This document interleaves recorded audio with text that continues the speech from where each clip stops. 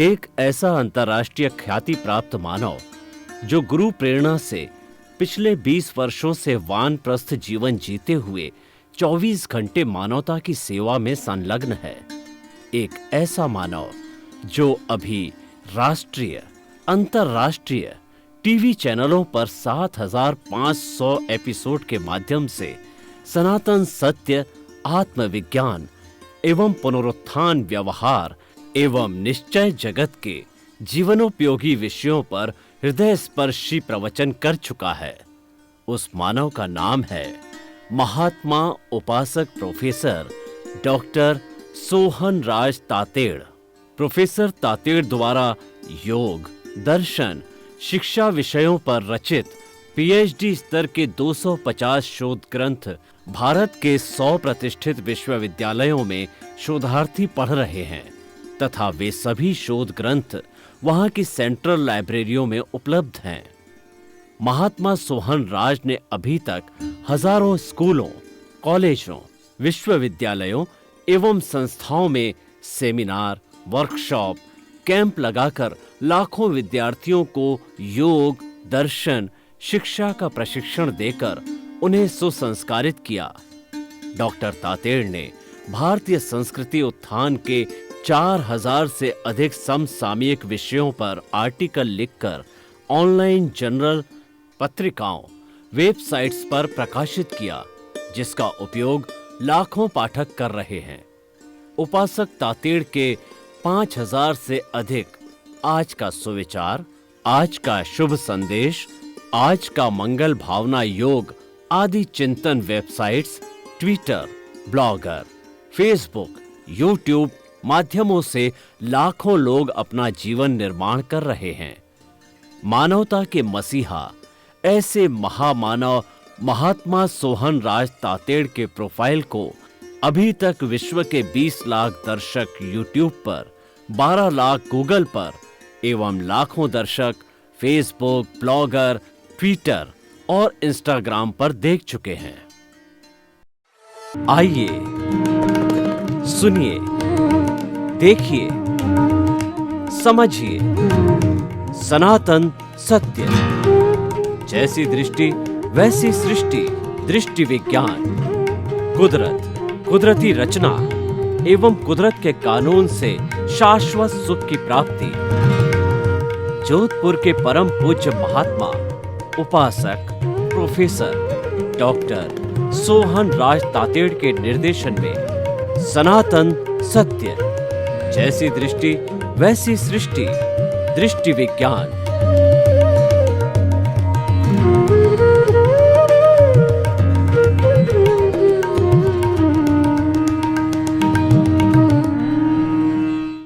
भाइयों और बहनों, मातृशक्ति को नमन। स्टूडियो में आपका हार्दिक स्वागत है, अभिनंदन, सत्कार है। आत्मविज्ञान, साइंस ऑफ द सोल कार्यक्रम के अंतर्गत हम आपको नए नए एपिसोड्स के माध्यम से जो आपकी चिंतन गलत दिशा में जा रही है, जो आपकी नकारात्मक सोच है, आप रियलिटी को नहीं सोच रहे हो, रियलिटी को नहीं जान रहे हो, सनातन सत्य क्या है, कुदरत क्या है, कुदरत की रचना क्या है, कुदरत का कानून क्या है, ये आपकी जानकारी में नहीं है, तो वो जानकारी में हम आपको करा करके और आपको सनातन सत्य, यूनिवर्सल ट्रुथ, सार्वभौम सत्य बता करके और आपको शाश्वत सुख की उत्पत्ति करवाना चाहते हैं। शाश्वत सुख कैसे प्राप्त करें वो फार्मूला बताना चाहते हैं। ये सारा कार्य हम अलग अलग एपिसोड्स के माध्यम से करते हैं। तो आज का हमारा बहुत सुंदर एपिसोड है कि सृष्टि का नियामक कर्म सिद्धांत। भाई और बहनों, दो शब्द है, सृष्टि का नियामक और दूसरा कर्म सिद्धांत। ये दोनों ध्रुव है और ये नदी के दो तट है, दोनों पैरेलल चलते हैं तभी नदी व्यवस्थित चलती है। कभी आपने देखा होगा कि नदी के अगर तट मजबूत है तो वह पानी उन तटों को तोड़ नहीं सकता है और बर्बादी नहीं कर सकता है, और सही सही रास्ते पर नदी चलती रहती है तो वो जाकर के समुद्र में गिरती है। लेकिन जब तट कमजोर होते हैं तब तबाही मचती है और तब जो बाढ़ आती है, लेकिन ये दोनों तट ऐसे मजबूत है कि जीवन रूपी नदी को कभी भी तबाही की ओर जाने नहीं देंगे। यानी जीवन की दिशा को जो है गलत दिशा में ये कभी भी नहीं जाने देंगे। जब आप इसको सुनेंगे, पूरा समझेंगे, तो आप मान जाएंगे कि वास्तव में सृष्टि का नियामक कर्म सिद्धांत है। अब देखिए, पहले तो सृष्टि का नियामक क्या हुआ? सृष्टि किसे कहते हैं?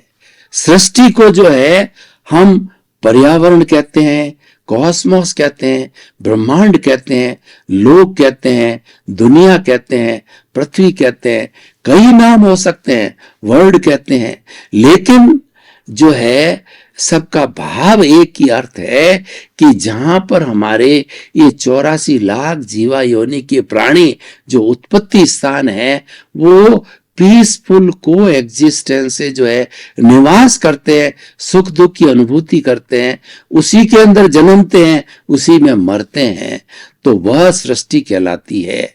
और ये सृष्टि है एज ए होल, एलाबोरेटली पंचभूतात्मक है। बेसिक एलिमेंट्स 5 भूत कौन से हैं? पृथ्वी, जल, अग्नि, वायु और आकाश। इन 5 भूतों से ये सृष्टि बनी हुई है। और 5 भूतों से, जैसे मैंने कहा कि 84 लाख जीवा योनि, मानव अकेला नहीं, पेड़ पौधे, पशु पक्षी, वारस, एकेंद्रिय, द्वेंद्रिय, त्रिएंद्रिय, चतुरेंद्रिय, पंचेंद्रिय, नर गति, तिरंज गति, मनुष्य गति, देव गति, सभी इन 5 भूतों से जन्म लेते हैं। और 5 भूतों से वो जो अपना पूरा जीवन यापन करते हैं और मरते हैं, तो पुनः ये 5 भूत उसकी जो है शरीर से, औदारिक शरीर से निकल करके या वैक्रिय शरीर से निकल करके, जैसा भी शरीर है प्राप्त किया उसने आयुष्य कर्म के अधीन, तो पृथ्वी पृथ्वी में, जल जल में, अग्नि अग्नि में, वायु वायु में और आकाश आकाश में विलीन हो जाते हैं। ये सृष्टि है। अब इस सृष्टि का रेगुलेशन होना चाहिए। जैसे मैंने इस सृष्टि को कुदरत भी कहते हैं, तो ये कुदरत चलती कैसी है? तो इसकी कुदरत की रचना को भी देखना पड़ेगा। कुदरत की रचना क्या है? ये तो हमने कुदरत किससे बनी हुई है? 5 बेसिक सब्सटेंस से बनी होती है। और कुदरत की रचना क्या है? तो वो रचना का मतलब ये कुदरत चलती कैसे है? इस कुदरत जो है ये 6 द्रव्यों से चलती है। एक तो मैंने बार बार जो मैं बात बता रहा हूं कि जीवित प्राणी, वो हो गया हमारा जो है, वो कहना चाहिए हमारा एनिमेट या चेतना। दूसरा जो तत्व हो गया, जो ये हमारा शरीर है, वो जड़ तत्व है, जो कि वर्ण गंध रस स्पर्श वाला है और गलन मिलन धर्मा है। और चेतन तत्व है, असंख्य परमाणु, चेतनामय परमाणुओं के पिंड को हम चेतना कहते हैं, और जिसमें सुख दुख की अनुभूति होती है। तो ये हो गया हमारा चेतना। और दूसरा तत्व हो गया हमारा जड़। अब जो तीसरा तत्व जो हम बात करने जा रहे हैं, वो तत्व है कि जड़ या चेतन। हाथ हिला रहा हूं मैं, तो ये हाथ हिलाने के लिए मुझे मोशन देने वाला जो तत्व है, पूरी कुदरत में, पूरे ब्रह्मांड के अंदर मोशन तत्व मौजूद है। मैंने मांगा, मालूम मुझे मिल गया। तो वो क्या है? वो संपूर्ण ब्रह्मांड के अंदर एक द्रव्य है। और पूरे ब्रह्मांड में एक सुई की नोक देवे जितनी जगह खाली नहीं है जहां पे ये मोशन तत्व नहीं है। ये जड़ तत्व है, ये अमूर्त है, और ये एक द्रव्य के रूप में पूरे ब्रह्मांड में है। और ये उदासीन भाव से कोई डिमांड करता है तो ये तुरंत हाजिर होता। मैंने मांगा और आ गया। ट्रेन चलना चाहती है तो मिल गया। एरोप्लेन फ्लाइट करना चाहती है, डिमांड किया, वो तुरंत हाजिर है। मोशन तत्व, मोशन मिल जाती है। अब ट्रेन भाग रही है, एरोप्लेन भाग रही है, मेरा हाथ हिल रहा है, मैं इसको शांत करना चाहता हूं, तो रेस्ट तत्व हाजिर है। स्थिति सहायक, मोशन को कहते हैं गति सहायक, रेस्ट को कहते हैं स्थिति सहायक। तो ये भी उसी तरह का तत्व है। और ये तत्व ने मेरे को रेस्ट दे दिया। 4 हो गए। 5वां जो कुदरत की रचना का तत्व है, वह तत्व जो है वह कहलाता है टाइम। सबसे छोटा समय होता है, एक पलक झपते ही कई छोटे समय निकल जाते हैं। उसके बाद के अंदर जो है सेकंड होता है, मिनट होता है, घंटा होता है, और उसके बाद साल होता है, और अवसर्पिणीकात, उत्सर्पिणीकात, पूरा काल चक्र होता है। तो उस काल चक्र के तहत जो है ये सारा समय की वर्तना होती है। और उसके बाद के अंदर आप देखिए कि हम आगे चलते हैं तो ये स्पेस होता है। मैं इतनी जगह घेर रहा हूं, ये स्पेस की जगह है। हर व्यक्ति घेरता है, हर वस्तु घेरती है, चाहे चेतन हो चाहे वो अचेतन हो। तो वो जो है सारा वह घेरता है, वो स्पेस कहलाता है। अगर हमको स्पेस ना हो, हमको जो आकाश ना हो, तो कौन अवगाना देगा। तो उसके लिए हमें ये जो है इसका ही तत्व होता है। ये छह तत्व है, ये कुदरती रचना है, और इसके तहत ही जो है ये कुदरत चलती है, ब्रह्मांड चलता है। अब है नियामक तत्व, यानी कुदरत का कानून क्या है, वह है कर्म सिद्धांत। कुदरत का कानून है वो कर्म सिद्धांत है। कर्म सिद्धांत की जो धर्म दर्शन, आज देखिए पूरे भारतवर्ष के अंदर 55 तरह के धर्म दर्शन जो है वो विद्यार्थियों को विद्यालय के अंदर, महाविद्यालय के अंदर और विश्वविद्यालय में पढ़ाए जाते हैं। और पूरे ब्रह्मांड की बात करें तो पूरे विश्व के अंदर 365 तरह के धर्म दर्शन जो है अलग अलग पढ़ाए जाते हैं। और जो आत्मा में विश्वास करते हैं, चार्वाक एक ऐसा दर्शन है, वो आत्मा में विश्वास नहीं करता। वो तो कहता है कि आत्मा नाम की कोई चीज नहीं है, वह तो जैसे शराब बनती है उसमें मादकता ऑटोमेटिकली आ जाती है। शराब को बनाने के लिए गुड़ है और गेहूं है और भी कुछ चीजें हैं, उनको साथ मिला करके और उनको जमीन में गाड़ा जाता है और उनको गलाया जाता है। तो वो गलाने के कारण जो है वह शराब बन जाती है, और शराब बनते ही उसमें मादकता आ जाती है। और वैसे ही चेतना, ये 5 भूत मिलते हैं तो उसमें चेतना ऑटोमेटिकली पैदा होती है। तो न तो ये पूर्व जन्म में थी, न जो है वो पास्ट जन्म में रहेगी, न वर्तमान में केवल रहती है, बॉडी के साथ समाप्त हो जाती है। लेकिन जो पुनर्जन्म में विश्वास करते हैं, जो कर्म सिद्धांत में विश्वास करते हैं, वह इसके उसकी आत्मा में विश्वास करते हैं।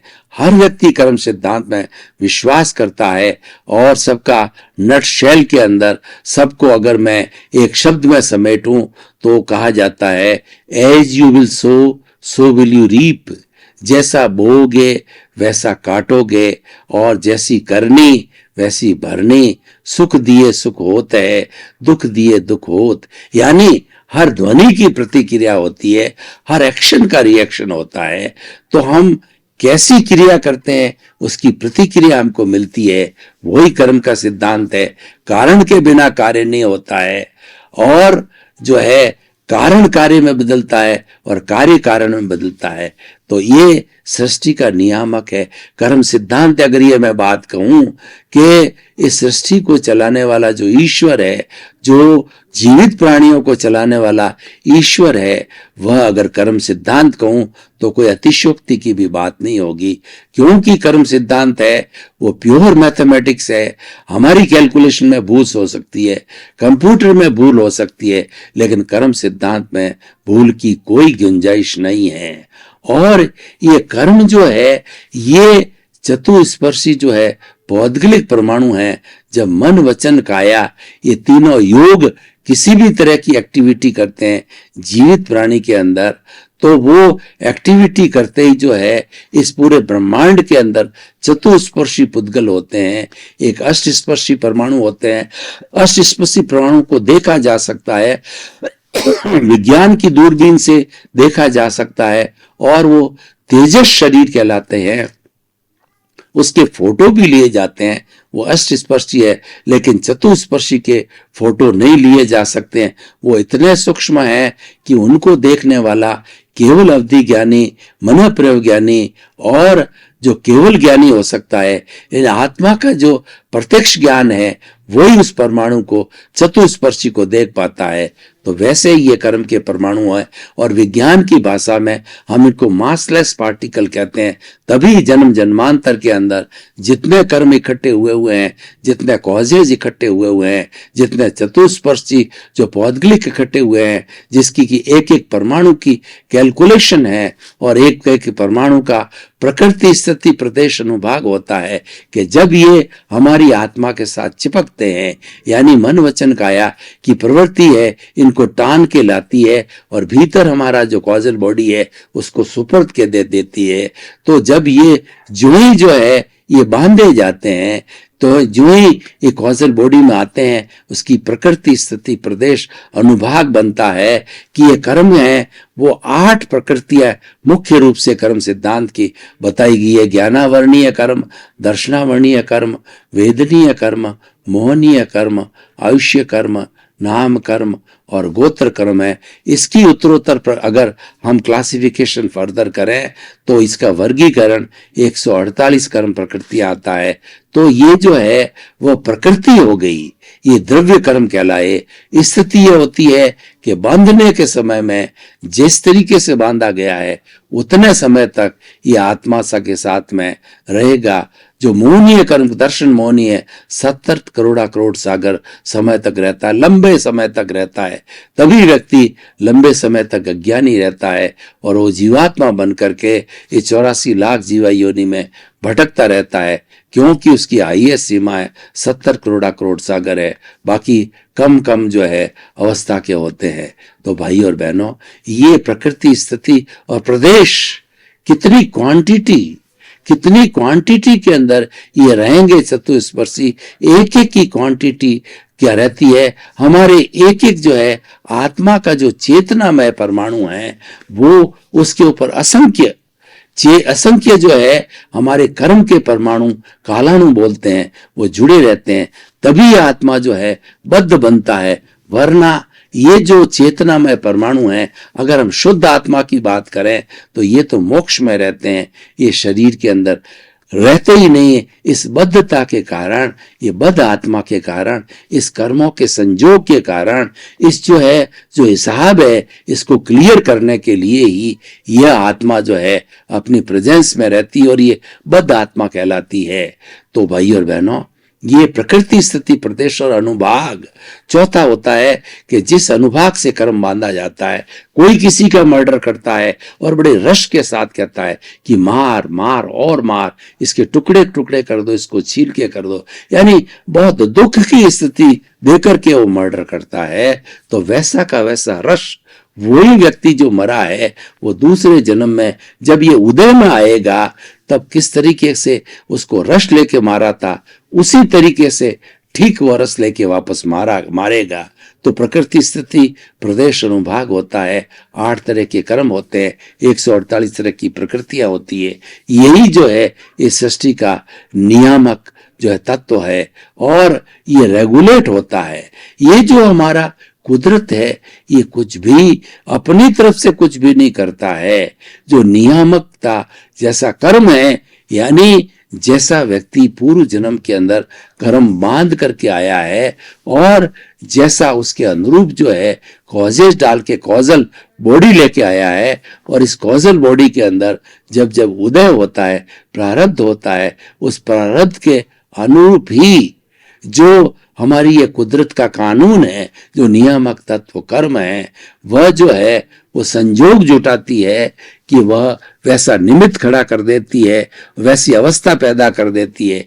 वैसी अवस्था पैदा करना, वैसा निमित्त करना, वैसे संजोग जुटाना है, यही कुदरत का कानून है। और ये सारा कार्य कुदरत करती है, जिसको व्यवस्थित शक्ति भी कहा जाता है, जिसको साइंटिफिक सर्कमस्टेंशियल एविडेंसेस भी कहा जाता है। लेकिन वो अपनी तरफ से कुछ नहीं करता, जैसा उपादान हो उसके अनुरूप ही निमित्त बनाते, उसके अनुरूप ही वह संयोग खड़ा करती है। तो भाई और बहनों, हम पूरा निष्कर्ष की भाषा में बात करें तो ये सृष्टि के जो जीवित प्राणी हैं उनका जो जीवन यापन होता है, जो भी उसको सुख दुख की अनुभूति होती है, जो भी कार्यकलाप करता है, वो सारा जो है संयोग जुटाने का कार्य है, वो करता है, वह व्यवस्थित शक्ति कर्ता कहा गया है, वही जुटाती है और उसके अनुरूप ही जो है सारा कार्य होता है।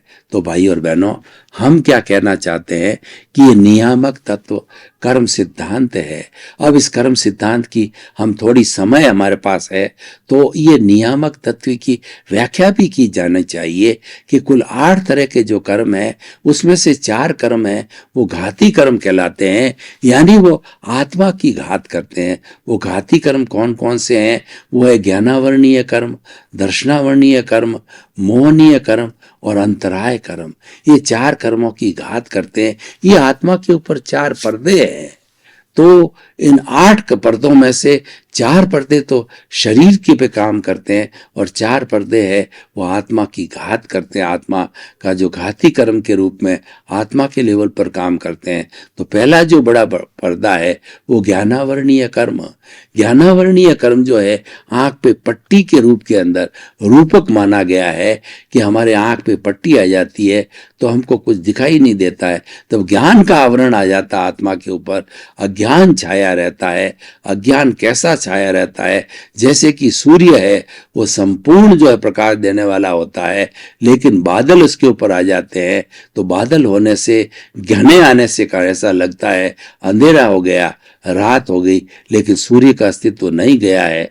तो ये घना बादल है वो ज्ञानावर्णीय कर्म के समान है। जब ये पर्दा हटता है तो सूर्य का आलोक जैसे फैलता है, जो केवल ज्ञान प्राप्त हो जाता है आत्मा को और वह आत्मा ईश्वर बन जाती है। फिर उससे, उस आत्मा से जो ईश्वर बनी हुई तीर्थंकर है, केवली है, उससे कोई भी जड़ और चेतन की, न भूत की न भविष्य की किसी अवस्था का उसको अज्ञान नहीं रहता है, पूरा का पूरा सारा भान रहता है। तो भाई और बहनों, ये जो ज्ञानावर्णीय कर्म जो है क्यों बनता है? ये ज्ञानी पुरुष, ज्ञानी कौन होते हैं? अरिहंत होते हैं, सिद्ध होते हैं, आचार्य होते हैं, उपाध्याय होते हैं, साधु होते हैं। इनकी ज्ञानियों की अवहेलना करना, तिरस्कार करना, ज्ञान में रुकावट डालना, कोई बच्चा आत्मज्ञान ले रहा है उसकी किताबों को फाड़ देना और उसको जो ज्ञान लेने में अवरोध पैदा करना, ज्ञानावर्णीय कर्म तभी बनता है। ज्ञान की अवहेलना करना,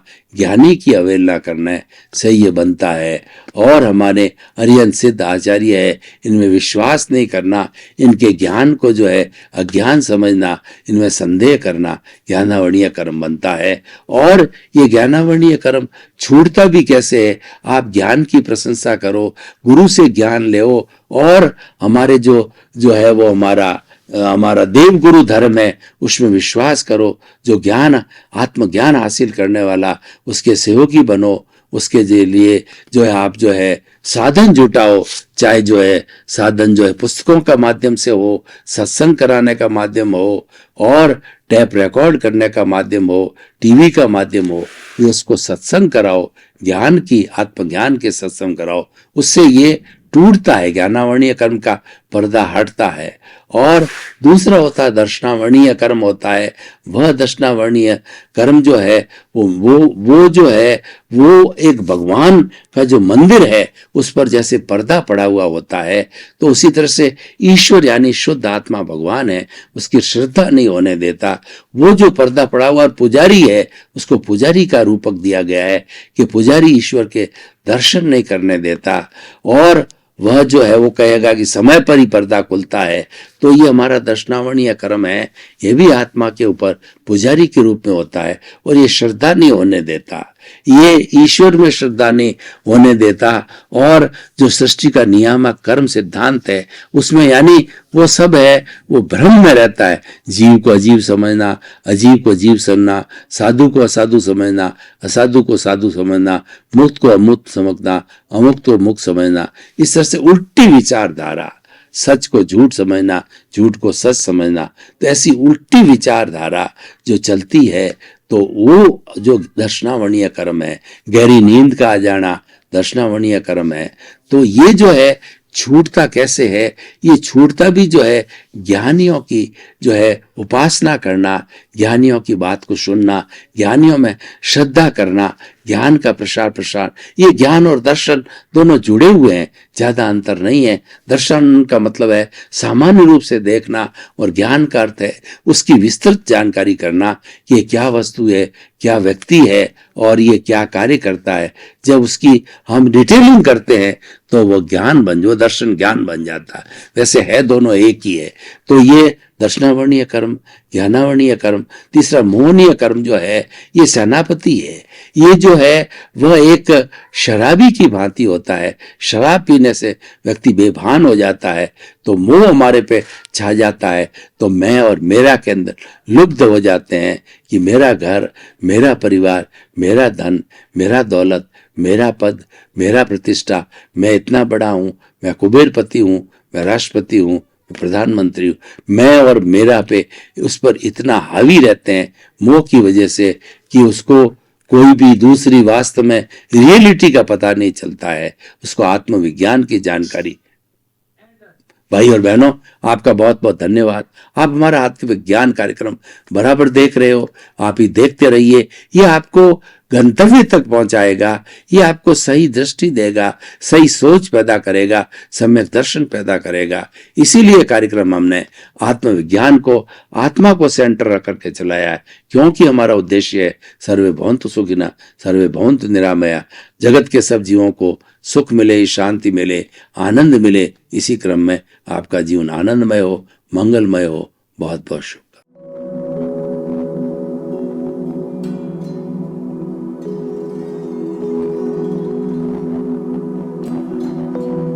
एक ऐसा अंतर्राष्ट्रीय ख्याति प्राप्त मानव जो गुरु प्रेरणा से पिछले 20 वर्षों से वानप्रस्थ जीवन जीते हुए 24 घंटे मानवता की सेवा में संलग्न है। एक ऐसा मानव जो अभी राष्ट्रीय, अंतर्राष्ट्रीय टीवी चैनलों पर 7,500 एपिसोड के माध्यम से सनातन सत्य, आत्मविज्ञान एवं पुनरुत्थान, व्यवहार एवं निश्चय जगत के जीवनोपयोगी विषयों पर हृदय स्पर्शी प्रवचन कर चुका है। उस मानव का नाम है महात्मा उपासक प्रोफेसर डॉक्टर सोहन राज तातेड़। प्रोफेसर तातेड़ द्वारा योग, दर्शन, शिक्षा विषयों पर रचित पीएचडी स्तर के 250 शोध ग्रंथ भारत के 100 प्रतिष्ठित विश्वविद्यालयों में शोधार्थी पढ़ रहे हैं तथा वे सभी शोध ग्रंथ वहां की सेंट्रल लाइब्रेरियों में उपलब्ध हैं। महात्मा सोहन राज ने अभी तक हजारों स्कूलों, कॉलेजों, विश्वविद्यालयों एवं संस्थाओं में सेमिनार, वर्कशॉप, कैंप लगाकर लाखों विद्यार्थियों को योग, दर्शन, शिक्षा का प्रशिक्षण देकर उन्हें सुसंस्कारित किया। डॉक्टर तातेड़ ने भारतीय संस्कृति उत्थान के 4000 से अधिक समसामयिक विषयों पर आर्टिकल लिखकर ऑनलाइन जर्नल, पत्रिकाओं, वेबसाइट्स पर प्रकाशित किया, जिसका उपयोग लाखों पाठक कर रहे हैं। उपासक तातेड़ के 5000 से अधिक आज का सुविचार, आज का शुभ संदेश, आज का मंगल भावना योग आदि चिंतन websites, Twitter, blogger, Facebook, YouTube माध्यमों से लाखों लोग अपना जीवन निर्माण कर रहे हैं। मानवता के मसीहा ऐसे महामानव महात्मा सोहन राज तातेड़ के प्रोफाइल को अभी तक विश्व के 20 लाख दर्शक यूट्यूब पर, 12 लाख गूगल पर एवं लाखों दर्शक फेसबुक, ब्लॉगर, ट्विटर और इंस्टाग्राम पर देख चुके हैं।